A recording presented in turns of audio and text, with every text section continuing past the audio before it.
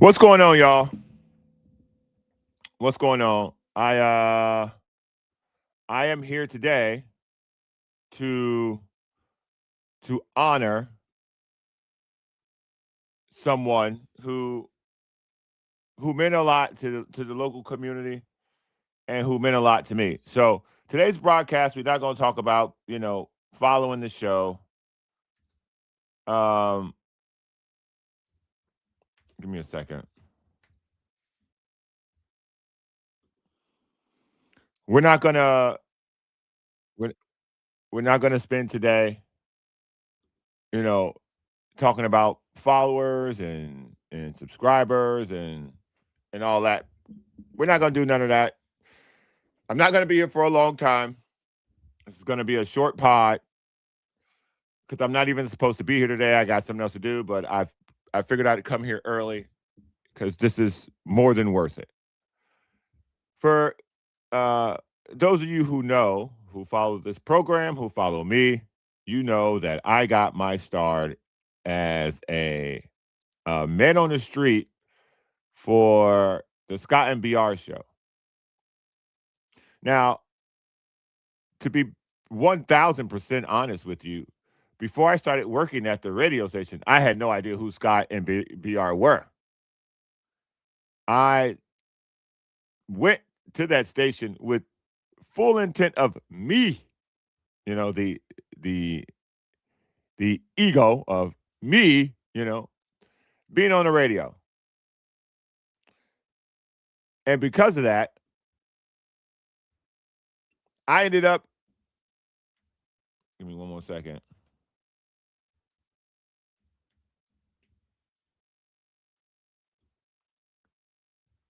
I ended up, you know, meeting Scott and BR. The the first time, you know, and before I get into anything about either of those dudes, but more specifically about Billy Ray, my personal life has been surrounded with a lot of people passing, and to get through that, I am a celebrator of life. I am not a mourner. I do not sulk about people who have passed,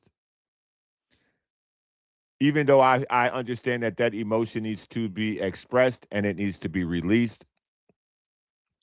I am not a person who mourns. I'm a person who celebrates the life of. And Billy Ray Smith is a person whose life who needs to be celebrated. When a person touches as many people as he did, it is perfectly acceptable to mourn his loss, but also understand he did what he did with his life is what we should all strive to do with our life. And that is reach as many people as you can in the most positive manner as you possibly can. Billy Ray was an amazing ambassador for football. He was an amazing ambassador for the Chargers organization. But more importantly, he was a great person. Like a lot of, and you hear that term thrown around. He was a great person. He'd break your hand if you shuck it, right? Like any adult person and young teen who shook his hand, you knew, you knew this guy's got stroke hands. Ah. But that was part of the larger than life personality that he had. You didn't have to know him more than that handshake for him to make you feel like he actually didn't know you. And that was my experience with him. And that was almost every other person I've ever encountered experience with him. You felt like you knew him the second you shook his hand. Because he was a great guy. I had the fortunate pleasure of working closely with him. At the end of the days of 1090, I helped him with his podcast that he was doing when he was interviewing former players and talking about portions of his career, whether it be through football or whether it be through radio. Me and Nick Kinnicky, shout out to Nick Kinnicky. Both Nick started, I finished. I think he did a couple of episodes after him and I discontinued. But what he meant to people outside of football is the impact he made locally here as a co-host on the Mighty 1090. Because that's how I met him. I didn't meet Billy Ray, the football player. Because that's why he was more than that to me. I met Billy Ray, the person. I didn't meet Billy Ray, the radio personality. I didn't meet Billy Ray, the local celebrity. I met Billy Ray, the person. And that in itself was the joy. That in itself is what, brought a smile to everyone's face. Billy Ray, the person. You might have known him because of football. You might have known him because of his time at 1090, but the person is who you remembered. Anyone locally who had an interaction with him, that's what you walked away with, knowing Billy Ray, the person. So, like I have some pictures to share, and just looking at these pictures, like this picture right here. Now, this is literally the first picture I ever took with these guys, and it's interesting that I have this. So this is my first real man on the street situation. I can't remember. I know what this is. So this is during the Major League Baseball All-Star game, and we were doing a live show. I think it was Whiskey Girl at the time, and ESPN had all their day parts there. Ryan Russillo, Scott Van Pelt, they had most of their day parts there, and then in the afternoon we come in. Now, this is my first real taste of man on the street type working for the show and going out and talking to people and doing the bit. And in true Billy Ray fashion, he showed up dressed the part, big smile, big handshake, briefcase in hand, ready to get to work. This was literally this was my first working interaction with him. And it was awesome. It was awesome, man. I can't tell you how much fun I had working with him. Whether it was playing basketball against him when we had the Big Boys Toy Show, 1090, basketball game that got organized where it was Billy Ray picked the team and Scott picked the team, and Billy Ray tackled me out of bounds. Like some of the memories and some of the fun that I had getting involved with these two dudes will always, stick with me as positive and healthy memories, professional memories that a person could have. Again, what caused him to pass, for those who don't know, is he had throughout his time in football, whether it be at Arkansas or whether it be for the Chargers or high school, when you play football, you build up a lot of hits. And what he did was hit. My man hit as a football player, well known for the hitting. So he obviously had developed a CTE and a case of dementia, and that's what cost him his life. But he would have been the first person to tell you that he wouldn't change anything because what football gave him.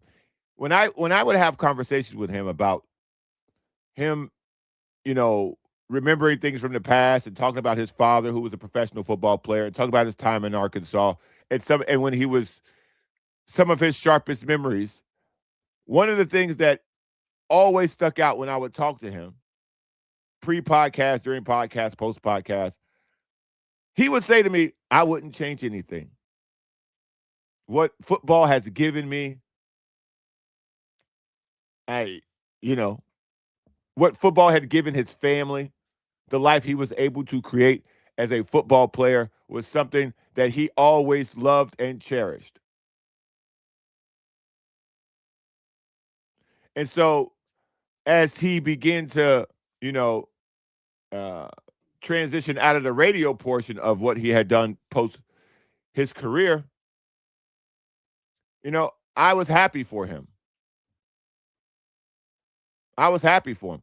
He understood what he did, and he gave everything he had. And that's all we have in life is the opportunity to give everything we had in the direction of something that we love. And this man loved his family, he loved his wife, he loved his daughter, he loved football, and he loved people. He 1000% loved people. Everywhere he would shake a hand, everywhere. Even at the end, he still had the smile. He still had the handshake. He still gave you this larger than life feeling of meeting him and feeling like this guy's my friend. He could do that to you.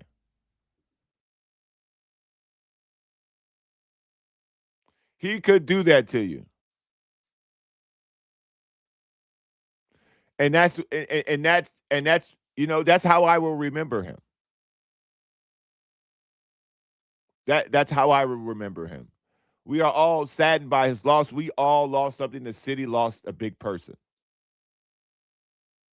But again, I am a celebrator of life.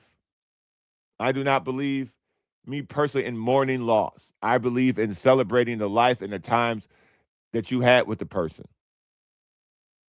And I got some more pictures, but I thought that for me personally, this picture was important for me to start with because this was the beginning of what would become a you know a 7-year run and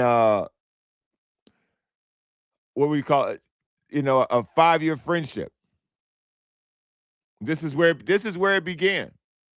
This right here is where it began.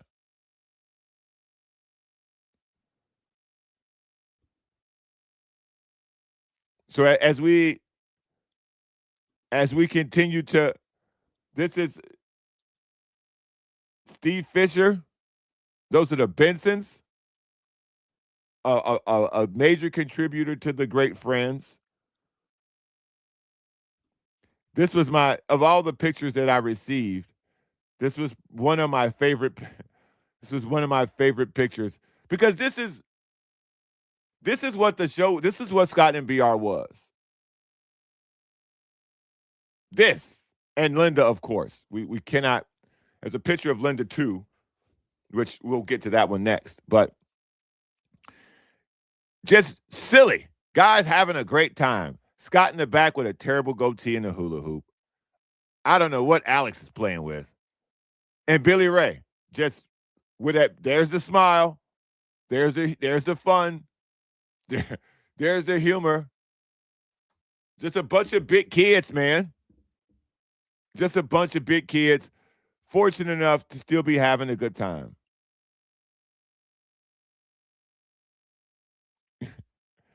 We used to do a show. Shout out to the Rigby family. We used to do a show, a bit on the show called The Price is Right. And I would go out and find stuff in the store, and people would and they would guess what the price was. And the fact that, people's a delusion of what things costed, even at the time, was just fun, silly stuff that you could do at that time on the radio. that entertained people, and it was hilarious. It was great. People come up to me all the time in conversation about my time on the show when it was on the radio that, hey man, some of that stuff was hilarious. The man on the street stuff, but that's how that but it was only funny because they knew how to drive the bus. This is the show. These are the people. Those are the people who you allowed in your life. Those are the people who you allowed to become part of your family. And Billy Ray was a massive part of that. So was Alex, so was Linda, and so was Scott. And this is a great picture because it was a family. It literally was a family. It always had a welcoming big brother, big sister feel to it. It was a bunch of people taking care of each other through laughs and through sport. That's what this was. I think this picture is a great example of the family that this crew built.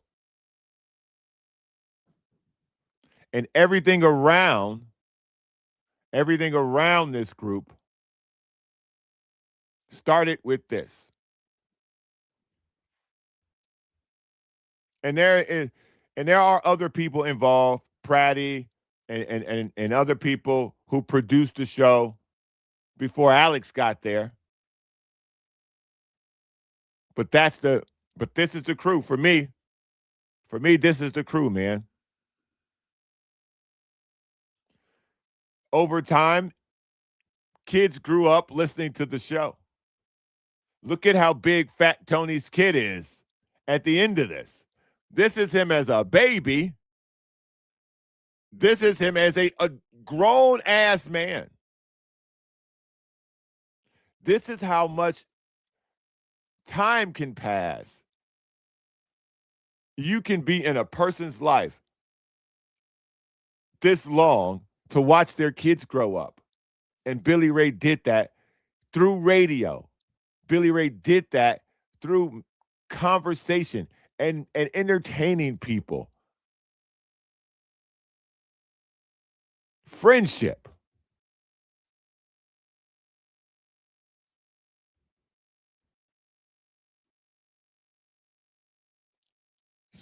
At the track with Paul Vaden. Where is it? There are two more pictures here because I'm not gonna show all these pictures because again, like I said, I'm not gonna be here for a long time. I just wanted to come in here and verbally pay my respects to someone who meant a lot to me. Um, I showed y'all the first picture that I took with him. This picture is important to me as well because this picture is a great illustration of what he was like. This was the breast cancer walk that we did for Linda Welby when she was diagnosed with breast cancer. And we rallied and got in contact with the Susan G. Komen Foundation. And this group of people helped at the time raise more money that particular year than anyone else did. Because that's what the community was. That was the community that this man built. That was the community that Scott and BR built.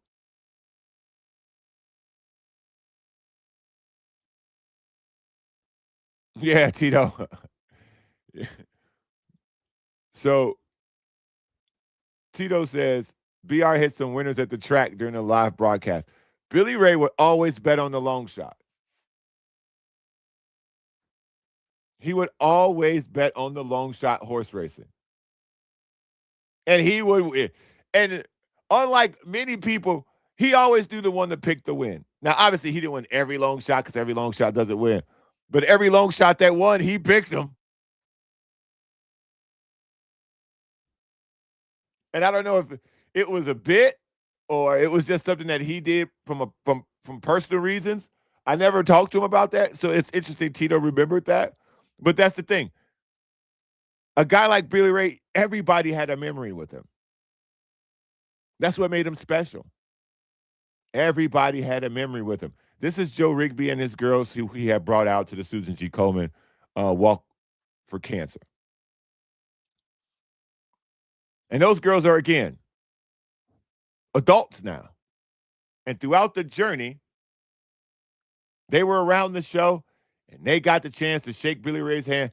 Fortunately, her arm survived.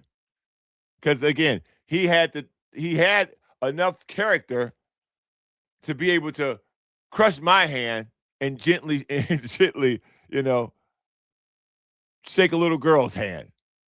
That's how much fun he was able to have in such and from meeting one person to the next.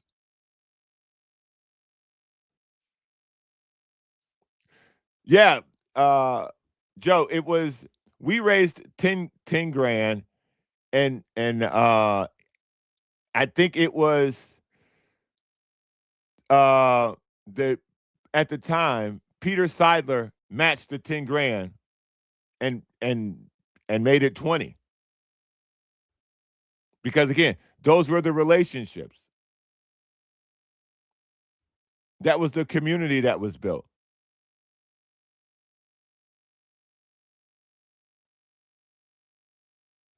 That was the community that was built.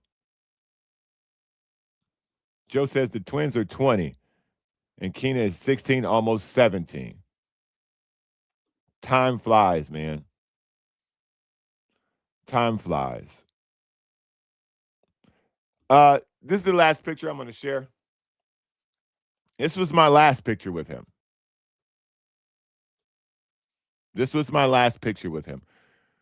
I had the pleasure of being at the Pro Kids First Tee organization. Howard Wright runs and sponsors. They have a dinner every year, like a gala in a sense, to help raise money for the foundation.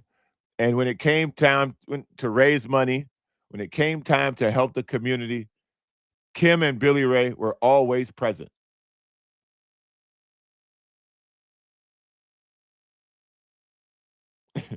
and he was at this time in his life, his memory wasn't the best. But he, to shock to me, he remembered me and I remembered him.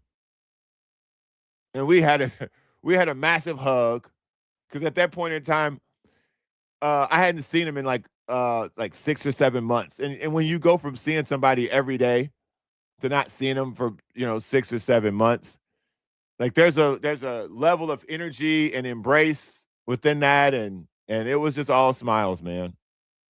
It was all smiles. It was all happiness. And like I said, that's how I choose to remember him.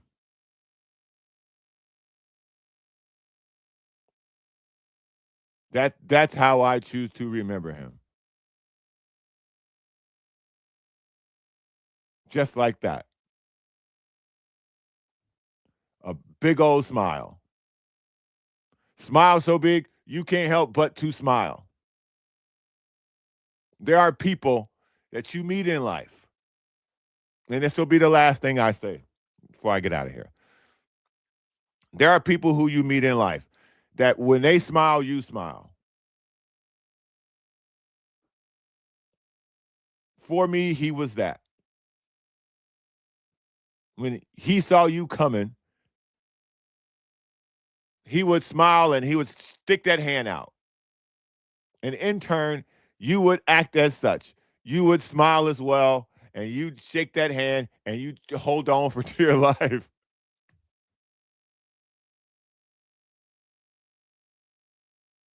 So yeah, man. Uh, this is how I will remember him. Fittingly, I am fortunate enough to have the first picture I ever took with him and the last picture I ever took with him to both be very similar with a smile. Um, we're gonna the crew, myself, Scott, Alex, we're going to organize some form of get together, a remembrance, uh, broadcast of some sort to do to do right, to do it the right way. Um, I'll have more details on that as we go forward, but obviously, you know, other things have to be taken care of before we can do that. So, thank y'all for coming and sharing in this moment with me and remembering our friend. I thank Kim and Billy Ray's daughter Savannah for sharing their father and her husband with us.